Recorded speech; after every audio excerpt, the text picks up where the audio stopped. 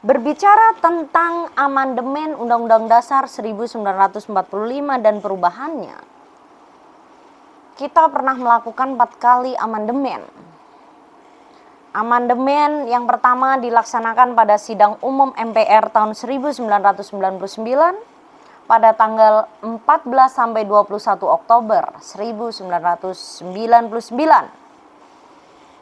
Hasil amandemen undang-undang ini, Undang-Undang Dasar 1945, yang pertama tadi meliputi 9 pasal dan 16 ayat sebagai berikut.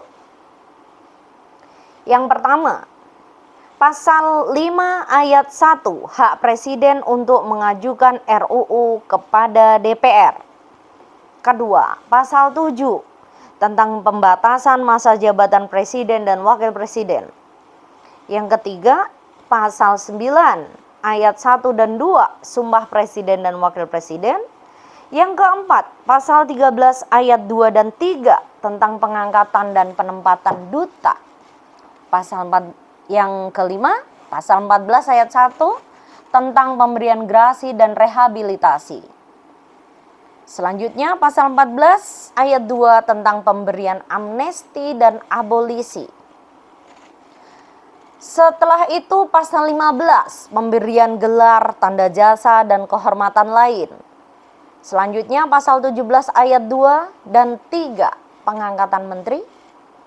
Dan perubahan lanjutannya adalah pasal 20 ayat 1 sampai 4 tentang Dewan Perwakilan Rakyat dan pasal 21, hak DPR untuk mengajukan rancangan undang-undang. Gitu. Jadi itu untuk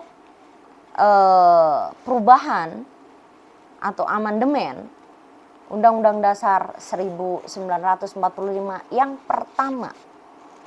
Tidak hanya itu, karena kita juga melakukan amandemen sampai 4 kali. Di amandemen yang kedua dilaksanakan pada sidang tahunan MPR tahun 2000 pada tanggal 7 sampai 18 Agustus tahun 2000. Dan perubahan kedua ditetapkan pada 18 Agustus tahun 2000.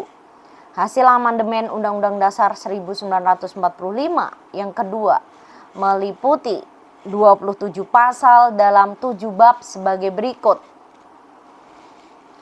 Bab 6 mengenai pemerintah daerah, bab 7 mengenai Dewan Perwakilan Daerah, bab ke-9A mengenai wilayah negara, bab 10 mengenai warga negara dan penduduk, bab 10A mengenai hak asasi manusia, bab 12 mengenai pertahanan dan keamanan, dan bab 15 mengenai bendera, bahasa, lambang negara, serta lagu kebangsaan.